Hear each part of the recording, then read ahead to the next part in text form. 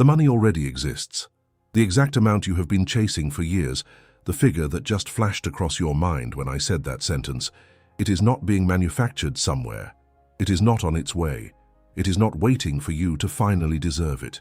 It exists right now, fully formed, already assigned to you, already sitting in the only place where anything has ever existed, and you cannot see it. Yet. I need you to hear that the way you would hear a diagnosis from a doctor who has no reason to comfort you, not as motivation, not as a cute idea from a book about positivity, as a clinical fact about the structure of your reality. Because the reason you cannot see money that already belongs to you, the reason your bank account keeps insulting you every time you look at it, is not spiritual. It is biological. Your nervous system was never told. Nobody ever walked into the control room of your body and updated the file. So you are walking around as a rich being running poverty software, and the software decides what you are allowed to see. Today, I'm going to show you exactly where your money is sitting, why your own body has been deleting it from your perception, and how Neville Goddard understood this mechanism almost a century before neuroscience started stumbling toward it. But I warn you now, this is not a gentle video. If you want someone to hold your hand and tell you the universe has a plan for you, close this video. If you want to understand why the plan already happened and you missed the memo, stay. Let me start with the part nobody wants to say out loud. You have never had a money problem, not once in your entire life. You have a perception problem that expresses itself as a money problem. And I know how offensive that sounds when the rent is late and the card gets declined. I am not saying the empty account is imaginary. I am saying the empty account is an effect, a printout, a screenshot of something happening deeper in the system. You keep trying to edit the screenshot. You keep scrubbing the printout with your thumb, hoping the numbers change. They never do, because a printout cannot be edited. It can only be reprinted from a new file. Neville Goddard said it with a precision that still embarrasses the self-help industry. He said the world is a mirror, forever reflecting what you are doing within yourself. A mirror. Think about what that means mechanically. You do not negotiate with a mirror. You do not beg a mirror. You do not work overtime for a mirror. You move first, and the reflection has no choice. The reflection has never had a choice. That is the part that should disturb you. Every empty account you have ever seen was obedience. Perfect, loyal, mechanical obedience to an inner state you were holding without knowing you were holding it. Now let me take you into the biology, because this is where it stops being philosophy and starts being an operating manual. Your nervous system has one job above all others: not to make you happy, not to make you rich, to keep you alive by keeping you consistent. It is a consistency engine. Somewhere before the age of 7, before you could evaluate a single idea, your system recorded the emotional climate of money in your home, the sighs at the kitchen table, the fight that started when the envelope was opened, the way your mother's voice changed when she said we cannot afford it, the way your father went quiet when the car broke down. None of that was language to you. It was temperature, it was voltage. Your body recorded money as a threat pattern, filed it in the deepest drawer, and stamped it as truth.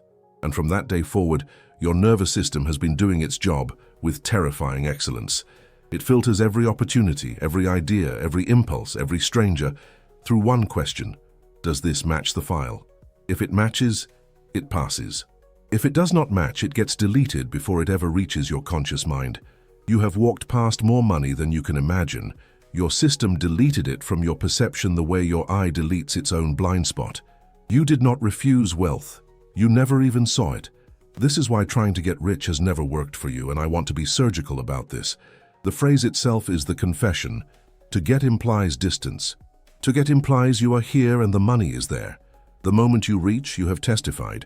You have declared under oath, in the only court that matters, that wealth is not your current state. And your nervous system, the consistency engine, hears the testimony and enforces it. It will let you earn and then leak it. It will let you win and then sabotage it. It will hand you a raise and manufacture an emergency the same month. You have seen this pattern. You have lived this pattern. The windfall that evaporated, the client that appeared and then vanished. The almost that has been the theme of your financial life. That is not bad luck. That is your body doing maintenance, pulling you back to the recorded setting like a thermostat, pulling a room back to 70 degrees. You can open the windows in winter and the room will get cold, but the furnace will fight you, and the furnace never sleeps. You have been opening windows your whole life and calling it effort. The rich did not open windows. They changed the setting on the thermostat. Most of them did it by accident, born into rooms where the setting was already high. You are going to do it on purpose. Here is where Neville enters. And here is why I keep telling you this man was not a mystic in the way people think. He was a technician who spoke in the vocabulary of Scripture because that was the vocabulary of his time. When Neville said imagination creates reality, he was not decorating a greeting card. He was describing the exact relationship between the file and the printout. When he said assume the feeling of the wish fulfilled, listen to the engineering in that sentence. He did not say think about the wish. He did not say want the wish harder. He said assume the feeling. Feeling is the language of the nervous system. It is the only language the deep system speaks. Words bounce off it, logic bounces off it. Visualization without feeling bounces off it like rain on glass. But a felt state, held until it feels normal, gets written into the file. And once it is in the file, the consistency engine flips sides. The same machinery that spent decades keeping you broke begins keeping you rich, with the same loyalty, the same ruthlessness, the same 24-hour vigilance. The furnace does not care what temperature it defends. It only defends what is written. Now I want to show you the proof that has been sitting in plain sight your entire life, and it comes from your own body. Think about health. When you are healthy, truly healthy, what do you do about your health? Nothing. You do not beg for it. You do not affirm it in the mirror. You do not visualize your lungs working. You breathe 18,000 times a day without one request. Health is not something you are reaching for. It is something you are standing in. It is so completely assumed that it generates no signal at all. It is boring. Now watch the rich. Watch how they behave around money. Not in movies, in reality. They are bored by it. They do not check their balance with their heart pounding. They do not celebrate when a check arrives. And more importantly, they do not grieve when an expense hits. Money produces no voltage in them whatsoever. And your teachers told you that was arrogance or coldness. It is neither. It is the signature of assumption. Whatever produces no emotional charge in you is what your nervous system has accepted as simply true. Whatever produces a spike of craving or of fear is what your system has classified as foreign. Read that again slowly. Your excitement about money is the same testimony as your anxiety about money. Both of them scream the same sentence into the mirror. This is not mine. And the mirror, obedient as always, keeps it not yours. So the entire game, the whole discipline that Neville taught under a dozen different names, collapses into one operation. You are not trying to attract wealth. You are trying to make wealth boring. You are trying to move money from the folder marked foreign into the folder marked obvious. And nothing about your current life has to cooperate for that transfer to begin, because the transfer does not happen in your circumstances. It happens in the file. Neville proved this with his own body in the winter of 1933.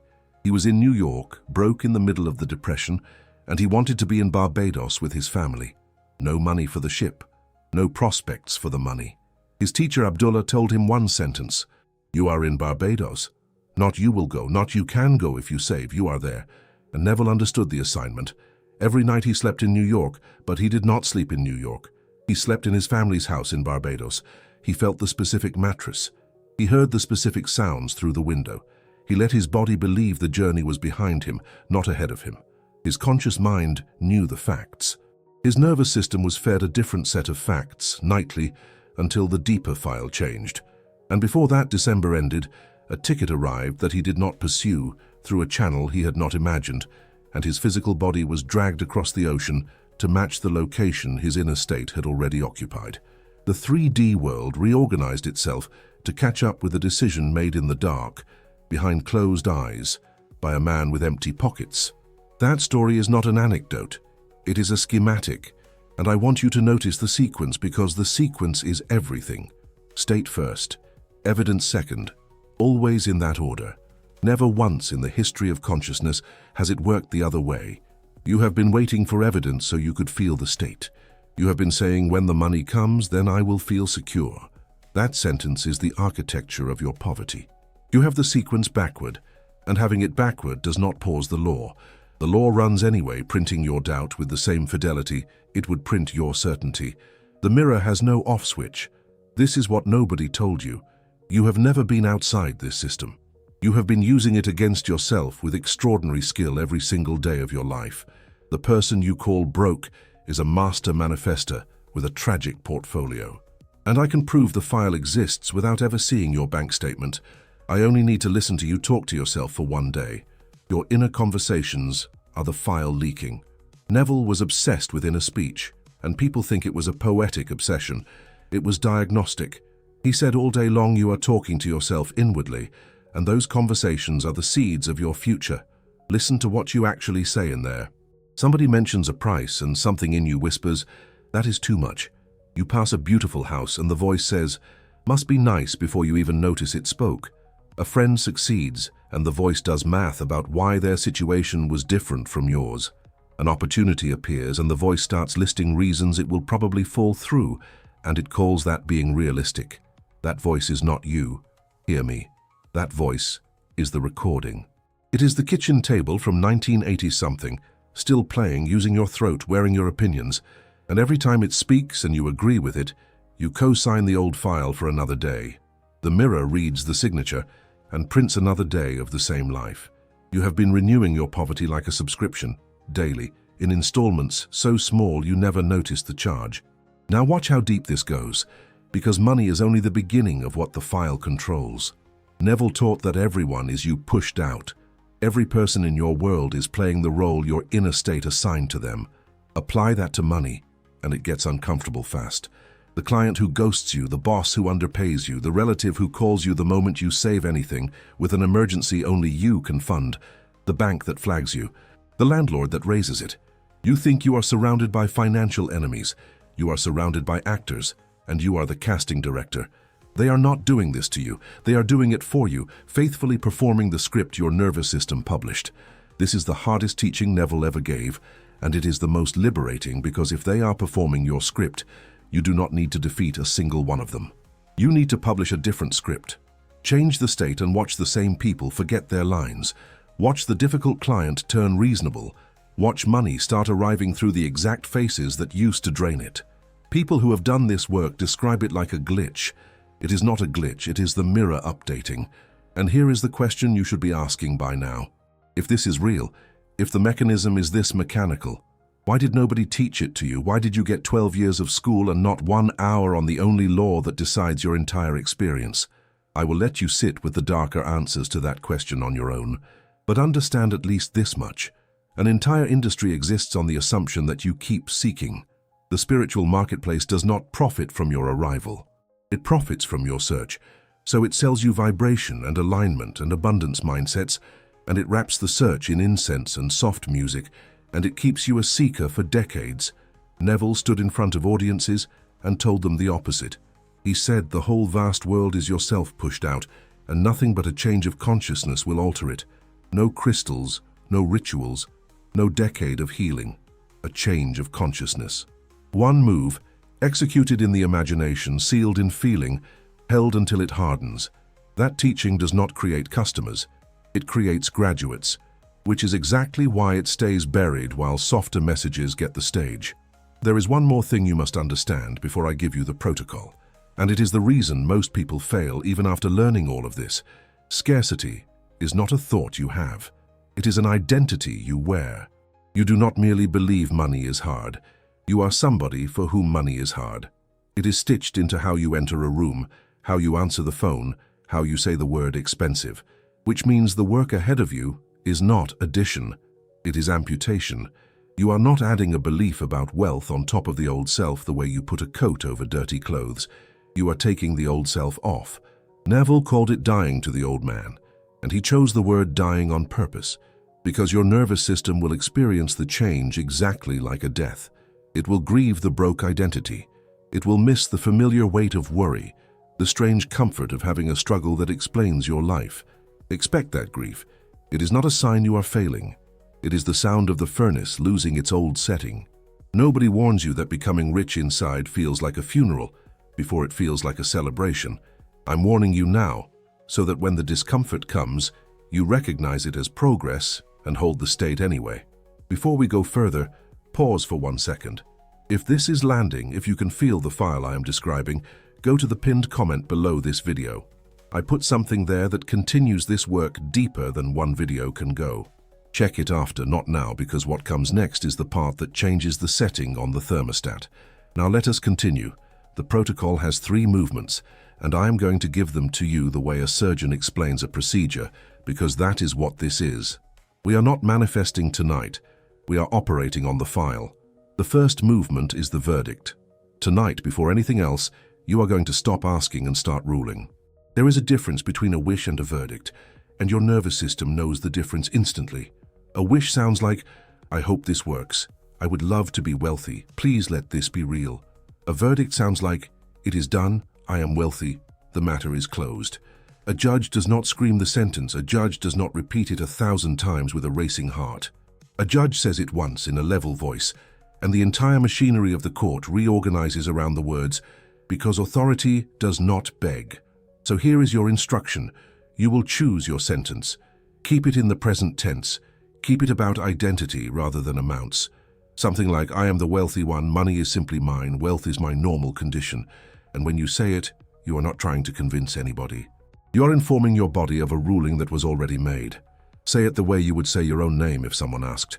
Nobody trembles when they state their name. Nobody hopes their name is true. That flat, bored, absolute certainty is the exact voltage you are aiming for. You will feel the old file object. It will send up the evidence, the balance, the debts, the history. Let it testify. Then rule anyway. The court does not adjourn because a witness disagreed.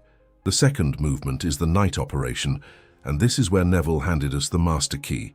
He called it the state akin to sleep. That drowsy corridor between waking and sleeping, when your body goes soft and your critical guard, the doorman of the file, finally leaves his post. Neuroscience now maps this as the transition into theta, when the brain becomes suggestible in a way it never is at noon. Neville was teaching people to use it in the 1930s. Here is the operation. Tonight, when you are in bed and your body is heavy and you feel yourself sliding down towards sleep, you will construct one short scene, not a movie. One scene, 10 seconds, on a loop, and the scene must obey one law above all others. It must imply that wealth is already old news. Do not imagine winning money. Do not imagine the phone call, the confetti, the screaming. Celebration is an amateur error because celebration implies the event just happened, which implies it was recent, which implies before it you were poor. You are not installing the moment wealth arrived. You are installing the 100th ordinary day of already having it. So build this instead. You are checking your account the way rich people do, with the same flat face you use to check the weather. You see a large number. You feel nothing except a quiet, warm, almost boring satisfaction. You close the phone. You go make coffee. That is the scene. Or build its cousin. A friend asks how business is going, and you hear yourself say, honestly, it flows so easily now I barely think about it. In a tone so casual, it is almost distracted. Feel the words in your mouth. Hear their reply. Loop it. Fall asleep inside it. Neville said a state held as you fall asleep is delivered to the deeper mind as a command, and the deeper mind never argues with what arrives through that door. It builds it. You have been falling asleep inside worry for 30 years, replaying bills and shortfalls in that exact corridor, and the system built your worry with perfect craftsmanship. Same door. Same mechanism. New cargo. From tonight, the last thing your nervous system tastes before sleep is the flavor of wealth as a settled fact. The third movement is daytime enforcement, and this is the one that separates the people this works for from the people who quit and call it fake. Because tomorrow morning the 3D world will not have moved. The account will look identical. The mail will still bring the same envelopes. And this is the exact moment where every beginner collapses. They look at the unchanged world and they say, see, nothing happened, and in that sentence they wipe the night's work and reinstall the old file before breakfast. Understand this word and tattoo it inside your skull. Lag. There is always lag between the state and the screen. Neville called it the interval. The seed goes into the ground, and the ground looks identical for days, and only a fool digs up the seed every morning to check if it is real, and by digging kills it. The 3D is not your enemy. It is not even your judge. It is a delayed printout, showing you yesterday's file, last month's file, the old ruling that is already dead. So when you look at your world tomorrow, you are looking at the past. You are walking through a museum of who you used to be. You do not argue with a museum. You walk through it politely, and you keep your verdict. Your enforcement work is this. Each time the old voice speaks tomorrow, and it will speak, that is too much. We cannot afford it. It will never change. You catch it in the middle of the sentence and you overwrite it out loud if you have to. Not anymore. Wealth is my normal state. Each interception is a repetition for the new file. The old identity was built by unconscious repetition. The new one is built by conscious repetition. Same bricks, different architect. And there is a second layer of enforcement most teachers never mention. Behavior. Your body believes actions before it believes words. So tomorrow you will perform one small act that only the wealthy version of you would perform. Not recklessness. Not spending rent money on symbols. Something small and surgical. Walk into the expensive store you always avoid and let your body learn it survives there. Tip without flinching once. Buy the slightly better version of one small thing and feel zero guilt on purpose. You are not proving anything to the world. You are staging evidence for your own nervous system, and your nervous system counts evidence in sensations, not in dollars. Now the warnings, because the road has two traps and nearly everyone falls into at least one. The first trap is the how. The moment you accept that you are already rich, your logical mind will demand the mechanism. Through what channel? Which job? Which windfall? Whose hands? And it will try to force the delivery route, and it will pick the most obvious one, and it will strangle the operation by staring at it. Neville was absolute about this. The how is not your department. He called the delivery system the bridge of incidents, a chain of events your conscious mind could never have designed, assembled backward from the end you assumed. The ticket to Barbados did not come from where Neville would have guessed. It never comes from where you would guess. Your entire job description is one line long. Occupy the end. Feel wealth as fact, live from it inwardly, and let the bridge assemble itself in the dark. Every hour you spend calculating the how is an hour spent back in the state of not having it, because only a man without money needs to figure out how money could come. The wealthy man does not compute routes, he expects. Expectation without calculation. That is the posture. Hold it. The second trap is the test, and I say this with care because when it happens to you, it will not feel like a test. It will feel like betrayal. Sometime after you begin this work, days usually, the 3D may lunge at you. An unexpected bill, a payment delayed, a client cancelling, something that looks like the exact opposite of everything I promised. And your old file will rise up with its greatest hits and say, see, this proves it, we tried and the universe laughed. Now listen to me. This is the most predictable moment in the entire process, and Neville's students knew it well. The old state does not die quietly. A pattern that ran your biology for decades makes one last stand, and it makes it by throwing its heaviest evidence at exactly the moment your new state is still soft. It is not the universe mocking you. It is the furnace making one final push toward the old setting before it accepts the new one. The people who become wealthy through this law are not the ones who never faced that moment. They are the ones who were told in advance. So when the bill arrived, they almost smiled and said, right on schedule, and held the verdict anyway. Persistence is not one ingredient of this law. Persistence is the law wearing work clothes. Neville said it as a formula. An assumption, though false if persisted in, hardens into fact. Read the mercy hidden in that sentence. It does not require your faith to be pure. It does not require you to never doubt. It requires you to persist. Doubt all you want at noon as long as you rule at night. And now let me close the loop on the sentence that opened this video, because by now it should sound different to you. The money already exists, and you cannot see it yet. Here is the full mechanics of why. Neville taught that everything already exists in the human imagination. Every state, wealth and poverty, sickness and health, all of them standing like rooms in an infinite house, fully furnished, fully real. You do not create the state of wealth. You cannot. It was finished before you were born. You enter it, the way you enter a room, and the entering is done by feeling, and the room you occupy is the room the mirror prints. Which means wealth is not late. Wealth is not being manufactured for you somewhere. Wealth is standing in you right now, unwitnessed, like a room behind a door you have never opened, in a house you have owned since birth. You have been sleeping in the basement of your own mansion and writing letters to the landlord, and the letters were addressed to yourself. That is the cosmic joke, and it stops being funny the moment it becomes practical. Tonight, you walk upstairs. 10 seconds of scene. the flat face, the boring number, the coffee. Held at the edge of sleep, defended through the lag, repeated until the furnace flips, and then guarded like a verdict, because that is what it is. 2 objections will rise in you before tonight, so let me remove them now. The first one sounds like this, but I cannot feel it. I try to feel wealthy and I feel nothing, or worse, I feel like a liar. Good. That numbness is not failure, it is information. It is the exact thickness of the old file, measured live. And here is the technical answer. Do not chase a feeling of ecstasy. Neville never asked for ecstasy.